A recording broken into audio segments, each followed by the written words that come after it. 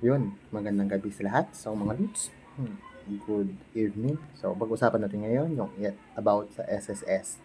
Kung kailan ba pupunta ng SSS. Kasi baka masayang lang yung time mo kapag pumunta ka doon. So, yun nga, from 0 to 1 o 01, ng dulo na number ng SS mo, Lunes po yung puntahan doon sa SSS. Pag 2 to 3 naman po, Tuesday ang puntahan. 4 to 5 naman po, Wednesday. Tapos 6 to 7 naman po, yun naman po yung Thursday. So 8 to 9, ang Friday po yun. So at least, make sure nyo po muna bago kayo pumunta ng SSS na ma-check yung dulo ng number mo. At para at least, hindi sayang yung time mo, hindi sayang yung effort mo, hindi sayang yung pera mo.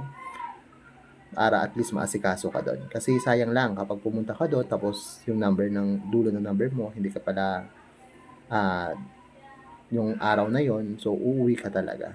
So yun, at least sana makatulong. Salamat ulit.